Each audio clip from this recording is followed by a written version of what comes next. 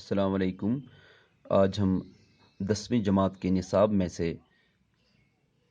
इकबाल और इंसानियत जो एक मकाला है पढ़ रहे हैं। और ये मकाला जो है ये ख्वाजा गुलाम सईदैन ने लिखा है। सफ़र नंबर 91 तक अब तक हम बढ़ चुके हैं और आज हम सफ़र नंबर 92 से आगे पढ़ने जा रहे हैं। तो इकबाल ने अपनी शायरी में बहुत सी बातें कही है, बहुत से उलझे हुए मसलों को सुलझाने की कोशिश की है। तो इकबाल रहमतुल्लाह अलैह जो है उन्होंने अपनी शायरी के ज़रिए काफ़ी पेचीदा मसलों का हल ढूंढा है। यानी जो भी उलझे हुए मसले थे उनको बिल्कुल आसान तरीके से हल करने की कोशिश की है। उन्होंने मशरिक़ व मगरिब पर, मुस्लिम और गैर मुस्लिम पर, इल्म की यारी और क़ुव्वत की ख़तरनाकी पर तनकीद की है। उन्होंने जो आजकल के इल्म का जो बढ़ता हुआ रुझान जो है वो ज़्यादातर इंसान को जो है ख़राबी की तरफ ले जा रहा है, इंसान को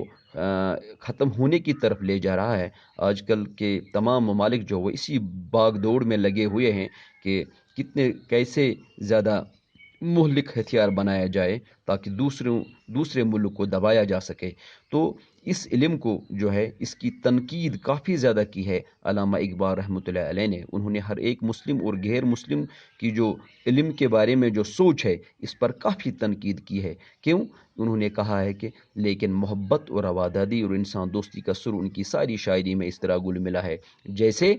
जिस तरह दिल की धड़कन ज़िंदगी के अंदर बसी हुई है। तो इनका जो मोहब्बत भरा पैगाम है पूरी आलम इंसानियत के लिए, ख्वाह वो मुस्लिम हो या गैर मुस्लिम हो, हर एक के लिए उनका पैगाम है मोहब्बत, रवादादी और इंसान दोस्ती। ये तीन चीज़ें जो है अगर इंसान में हो तो वो फिर इल्म की बुलंदियों को फिर अगर वो हासिल भी करे तो ये कायनात के लिए फिर मुफीद हो सकती है। अगर इंसान का दिल जो है तासुब से भरा हुआ हो फिर उसने ये इल्म सीखा तो ये दुनिया को उजाड़ कर रख देगा। यही जो अल्लामा इकबाल रहमतुल्लाह अलैह की जो शायरी के पहलू जो उनका शायरी का पहलू जो है जो उससे हम निचोड़ जो इसका है तो वो यही है कि एक इंसान जो है उसमें इंसानियत होनी चाहिए, मोहब्बत होनी चाहिए, रवादादी होनी चाहिए और इंसान दोस्ती से ही वो इस कायनात में जो है इस ज़िंदगी को हसीन बना सकता है। तो मोहब्बत, रवादादी और इंसान दोस्ती ये इसी तरह है जिस तरह की दिल की धड़कन है, ज़िंदगी के लिए अहम है, इसी तरह से ये इस दुनिया में रहने के लिए ये तीन चीज़ें अहम है। इनकी सबसे बड़ी आरज़ू ये है कि हर एक इंसान जो है, हर इंसान एक बंदे मोमिन बन जाए। बंदे मोमिन जिसकी तस्वीर इन्होंने इन दिलकश अल्फाज में खींची है। तो अल्लामा इकबाल रहमतुल्लाह अलैह जो है तो वो एक इंसान को बंदे मोमिन बनाना चाहते हैं। वो कहते हैं कि एक इंसान जो है तभी इस दुनिया में कारआमद है, उसका काम वो कारआमद आ सकता है या जब तभी आ सकता है जब वो एक मोमिन की सिफात उसमें जो है पैदा हो जाए। जब एक इंसान अपने अंदर मोमिन की सिफात पैदा कर सके तभी वो एक दूसरे के काम आ सकता है। ये जो मोमिन की बंदे मोमिन जिसकी तस्वीर इन्होंने इन दिलकश अल्फाज में खींची है तो इन्होंने चंद अशार यहाँ पे जो है उनके अल्लामा इकबाल रहमतुल्लाह अलैह के तो इन दिलकश अशार में उन्होंने एक बंदे मोमिन की जो तस्वीर है इस तरह से खींची है। हाथ है अल्लाह का बंदे मोमिन का हाथ, गालिब व कार आफरीन, कार कुशा कारसाज। तो पहले शेर में उन्होंने फरमाया है कि बंदे मोमिन का हाथ जो होता है, बंदे मोमिन का हाथ जो होता है वो ये अल्लाह का हाथ हुआ करता है। ये हाथ काम पैदा करता है, ये हाथ जो है ये काम को हल करता है और काम संवारने वाला हुआ करता है। हाँ, तो ये कारकुशा और कारसाजी की सिफात पैदा करता है। यानी जो बंदा मोमिन होता है वो काम को संवारने वाला होता है, काम बनाने वाला होता है, काम बिगाड़ने वाला हाथ इसका नहीं होता है। बंदा मोमिन वो होता है जो अपने सिफात से इसके सिफात जो होते हैं, सिफात जो इसके होते हैं उनका असर दूसरों पे गालिब आ जाता है, वो इसके कैरेक्टर से ही जो है मुतमईन हो जाते हैं। तो बंदा मोमिन जो है ये हमेशा दूसरों का फ़ायदा चाहेगा, दूसरों के लिए कारआमद बनता है और दूसरों के जो हल है उनको दूसरों के जो मसाइल है उनको हल करने की कोशिश करता है। ہاں تو دوسرے شعر میں کیا ہے، خاکی و نوری نہاد بندہ مولا صفات، ہر دو جہاں سے غنی اس کا دل بے نیاز۔ تو یہ جو شخص ہوتا ہے اس کی طبیعت انسان اور فرشتوں جیسی ہوتی ہے، یہ واقعی انسان کہلانے کے قابل ہوتا ہے، یعنی یہ خاکی نوری و نہاد، یعنی یہ جو ہے اس کی جو طبیعت ہے وہ انسان کی ہوتی ہے، انسان کی ہی نہیں بلکہ فرشتہ صفت انسان ہوتا ہے، یہ مولا صفات ہوتا ہے، یعنی اللہ پاک کے جو صفات بیان ہے، جیسے اللہ پاک جو ہے دنیا میں کام بنانے والا ہوتا ہے، ہر ایک اگر اس سے دعا مانگے تو وہ ہر ایک کی دعا سن لیتا ہے، تو اللہ پاک خود یہاں پہ دنیا میں کام کرنے کے لیے نہیں آتے ہیں، وہ اسی بندے مومن کو یہاں پہ بھیج دیتے ہیں۔ تو یہ بندے مومن بننے کے لیے ضروری ہے کہ انسان پہلے جو ہے یہ صفات اپنے اندر پیدا کرے، اور پھر انہی صفات کے ذریعے جو ہے وہ جو ہے دوسروں پہ رحم و کرم کر سکتا ہے۔ تو یہ جو ہوتا ہے خاکی و نوری نہاد بندہ مولا صفات، تو یہ مولا صفات ہوتا ہے، وہ دونوں جہاں سے بے نیاز و آسودہ ہوا کرتا ہے، اور اس کا دل جو ہے مطمئن اور بے نیاز ہوا کرتا ہے، یعنی یہ ہر دو جہاں سے یہ بے نیاز ہوتا ہے، اس کو کسی کا بغض نہیں ہوتا ہے، یہ ہر ایک کا مسئلہ جو ہے حل کرنے کی کوشش کرتا ہے، یہ ہر ایک کے کام آتا ہے، اور یہ دنیا میں اچھے اچھے اور نیک کام کرتا ہے، اور اس کی امیدیں قلیل، اس کے مقاصد جلیل، اس کی ادا دل فریب، اس کی نگہ دل نواز۔ تو یہاں پہ شاعر فرماتے ہیں کہ ایسے شخص کی خواہشات جو ہوتی ہیں وہ بہت کم ہوتی ہیں، یعنی اس کی امیدیں قلیل، اس شخص کی جو خواہشات ہوتی ہیں وہ بہت کم ہوتے ہیں، لیکن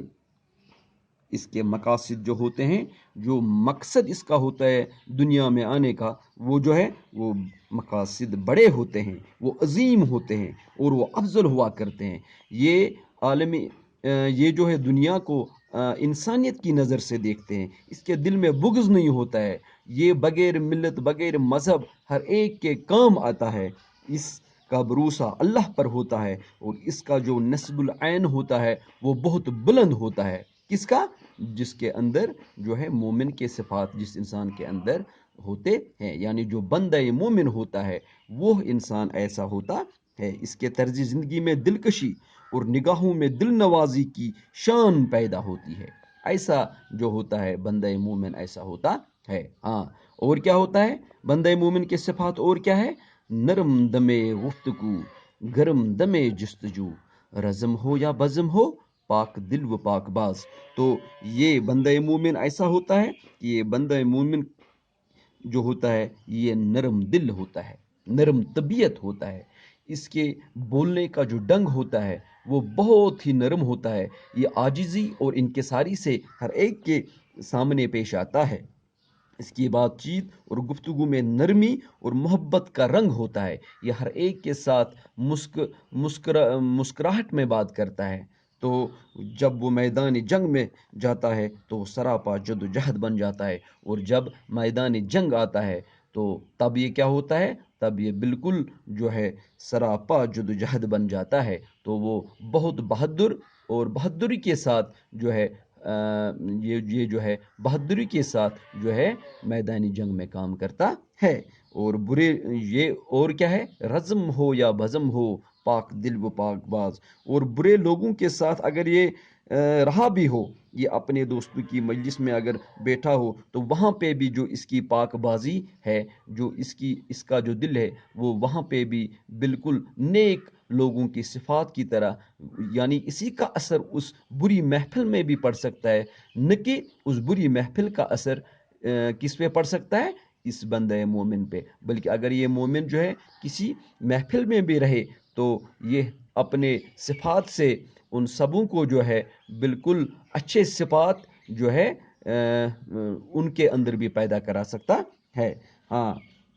تو ان دونوں حالتوں میں وہ پاک دل ہوتا ہے، اور اس کی شخصیت سے مومنانہ صفات کا ہی اظہار ہوتا ہے، چاہے رزم ہو، یعنی یہ اگر اکیلا ہو یا بزم ہو یا کسی محفل میں ہو تو یہ پاک دل اور پاک باز ہوتا ہے، یعنی جو مومنانہ صفات اس بندہ مومن میں ہوتے ہیں وہ وہاں پہ بھی ظاہر ہوتے ہیں۔ ہاں، تو اقبال کا پیغام نیا نہیں، اقبال کا یہ پیغام جو ہے یہ نیا،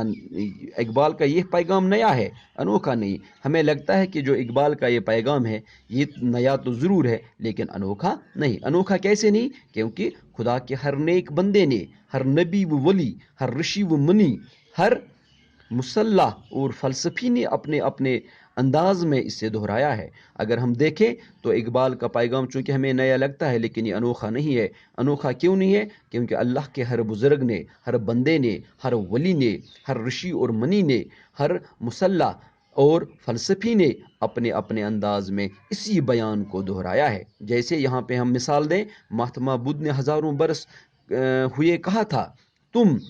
دشمن کو کبھی دشمنی کے ذریعے زیر نہیں کر سکتے۔ یعنی مہاتما بدھ نے ہزاروں سال پہلے یہ کہا تھا، یعنی یہ انسان دوستی کا جو سبق ہے انہوں نے دیا تھا کہ دشمن کو کبھی دشمنی کے ذریعے نہیں ہرایا جا سکتا، صرف محبت اور دوستی کے ذریعے اسے فتح کر سکتے ہیں۔ یعنی اگر آپ کے ساتھ کوئی دشمنی کرے تو اس کے ساتھ محبت اور دوستی کیا کرو تو اسی کے ذریعے اس کو فتح کیا جا سکتا ہے۔ یہ ایک ابدی قانون ہے اور یہ اللہ کا ہی قانون ہے۔ مسیح علیہ السلام نے سکھایا تھا، حضرت عیسیٰ علیہ السلام نے سکھایا تھا، اپنے دشمنوں اور مخالفوں سے بھی محبت کرو اور برائی کا بدلہ نیکی سے دو۔ تو حضرت عیسیٰ علیہ السلام جو ہے انہوں نے سکھایا تھا کہ جو آپ کے مخالف ہوں گے اور جو آپ کے مخالف ہوں گے ان سے بھی محبت سے پیش آیا کرو، اور برائی کا بدلہ جو ہے اگر وہ آپ کے ساتھ برائی کرے تو آپ ان کا جو بدلہ ہے وہ نیکی سے دو۔ پیغمبر اسلام صلی اللہ علیہ وسلم نے فرمایا تھا کہ اگر خدا کی محبت کا دعویٰ کرتے ہو تو اس کے بندوں کی خدمت کر کے دکھاؤ۔ تو ہمارے آقا حضرت محمد مصطفیٰ صلی اللہ علیہ وسلم نے فرمایا تھا کہ اگر آپ اللہ کی محبت کا دعویٰ کرتے ہو تو اس کے بندوں کی خدمت کر کے دکھاؤ۔ تو اس کے بندوں کے ساتھ آپ کو محبت ہونی چاہیے، تو اس کے جو بندے ہیں ان کی خدمت کر کے دکھاؤ، تبھی آپ اللہ کی محبت کا دعویٰ کر سکتے ہو۔ تو گویا سے ہمیں پتہ چلتا ہے، تو یہ پیغام جو ہے اس سے ہمیں پتہ چلتا ہے یہ پیغام نیا نہیں، انوکھا نہیں، صرف سچا اور ضروری ہے، اس قابل ہے کہ اس سے نشر و اشاعت کے تمام ذریعوں سے عام کیا جائے۔ ہاں، تو یہ نیا نہیں ہے نہ انوکھا ہے، بلکہ یہ پیغام جو علامہ اقبال رحمۃ اللہ علیہ نے دیا ہے یہ سچا ہے اور ہر ایک انسان کے لیے ضروری ہے، اور ہمیں کیا چاہیے کہ ہمیں اس کی نشر و اشاعت کے تمام ذریعوں سے اسے عام کرنا چاہیے، یعنی ہمیں اس کو پھیلانا چاہیے، اس پیغام کو۔ کس پیغام کو؟ جس پیغام میں روادادی ہو، جس پیغام میں محبت ہو، جس پیغام میں عاجزی اور انکساری ہو، اور جو پیغام انسانیت کی بھلائی کے لیے ہو۔ یہ پیغام کس کا ہے؟ یہ پیغام علامہ اقبال رحمۃ اللہ علیہ کا ہے، اور ہمیں اس پیغام کو عام کرنا چاہیے۔ انہی ذریعوں میں ایک شاعری ہے، کسی خلاق فنکار کی شاعری جو لفظوں میں جادو پھونک سکتی ہے اور معنی کے رگوں میں زندگی کا خون دوڑا سکتی ہے۔ تو اگر آپ دیکھ سکتے ہیں کہ انہی فنوں میں ایک فن جو ہے وہ شاعری کا ہے، تو یہ جو شاعری ہے اگر ہم اس کے ذریعے بھی اس کو پھیلا سکتے ہیں تو جتنا ہو سکے ہمیں ان لفظوں کو اگر یہ لفظ جو ہے شاعر جو ہے جو شاعر کے اشعار جو ہوتے ہیں، اگر یہ اس جادو کو، یعنی کس جادو کو؟ اس محبت برے پیغام کو پوری عالم انسان کے لیے یا پوری کائنات کے لیے پھیلا سکتے ہیں، تو ہمیں اس کا بھی استعمال کرنا چاہیے تاکہ ہر ایک انسان کے اندر جو ہے تعصب جو ہے یہ جو ہے چھوٹ جائے، اور ہر ایک انسان کے اندر محبت اور روادادی جو ہے ان کے دلوں میں پیدا ہو، اور پھر ایک انسان جو ہے دوسرے انسان کے خون کا پیاسا نہ بنے۔ تو جیسا آج کل کی دنیا میں آپ دیکھتے ہو، اقبال کو دنیا کے سامنے اس انسانی پیغام کے علمبردار کی حیثیت سے پیش کرنے کی ضرورت ہے۔ اس دل و دماغ کے انسان، اس کمال کے شاعر، اس بصیرت کے فلسفی آئے دن پیدا نہیں ہوتے، وہ اپنے ملک اور زمانے کے لیے ایک برکت ہوتے ہیں۔ تو اقبال رحمۃ اللہ علیہ کو ہمیں کیا کرنا چاہیے کہ ہمیں اقبال رحمۃ اللہ علیہ کے اس پیغام جو پیغام انہوں نے دیا ہے، یعنی اس پیغام کے علمبردار کو، اقبال رحمۃ اللہ علیہ کی شاعری کو، اس کے فلسفے کو کیا کرنا چاہیے کہ ایک علامہ اقبال رحمۃ اللہ علیہ کو ایک علم بردار کی حیثیت سے پیش کرنے کی ضرورت ہے۔ ان کو ایک رہبر کی حیثیت سے پیش کرنے کی ضرورت ہے، تاکہ اس دل و دماغ کے انسان، یہ جو اس دل و دماغ یعنی ایسے سوچ رکھنے والے جو انسان ہے، اور یہ جو کمال کے شاعر ہیں، کون؟ حضرت علامہ اقبال رحمۃ اللہ علیہ، اور اس بصیرت کے فلسفے جو اتنے ڈیپ فلاسفر جو ہوں گے، تو یہ آئے دن پیدا نہیں ہوتے، وہ اپنے ملک اور زمانے کے لیے ایک برکت ہوتے ہیں، وہ اپنے ملک یعنی جس ملک میں وہ رہتے ہیں اس اور ہر ایک قوم اور ہر زمانے کے لیے جو ہے یہ برکت ہوتے ہیں، اور ایسی جو شخصیتیں ہیں وہ بار بار نہیں آتی ہے۔ جیسے آپ نے دیکھا کہ جو سورج ہے، جب سورج چمکتا ہے تو یہ اس میں تو سورج جب اپنی روشنی دیتا ہے تو یہ نہیں دیکھتا ہے کہ میری روشنی جو ہے کالے پہ نہیں جانی چاہیے، یہ گورے پہ ہی جانی چاہیے، یا کسی خاص جگہ جانی چاہیے اور دوسری جگہ پہ نہیں جانی چاہیے۔ تو سورج جو ہے ہر ایک انسان کے لیے ایک جیسا ہوتا ہے۔ تو اسی طرح سے جو علامہ اقبال رحمۃ اللہ علیہ یا دوسری جو پرسنالٹیز ہیں، دوسری جو شخصیتیں ہیں، یہ دنیا میں ہر قوم، ہر ملت، ہر مذہب کے لیے ایک جیسی ہوتی ہے، اور ان کا جو پیغام ہوتا ہے وہ وحدت پہ مبنی ہوتا ہے۔ اور یہ علامہ اقبال رحمۃ اللہ علیہ ان میں سے ایک ایسے شخص ہیں، برگزیدہ شخص ہیں، جن کا پیغام جو ہے محبت، روادادی اور انسانیت پر مبنی ہے۔ تو اس کے علاوہ اس سے آگے ہم کل انشاءاللہ پڑھیں گے، اور آج یہاں تک ہی پڑھیں گے۔ آپ اس کتاب کا پوری طرح سے جائزہ لیں، اور آپ کو انشاءاللہ جو اسٹڈی مٹیریل ہے وہ بھی پہنچایا جائے گا انشاءاللہ۔ خدا حافظ۔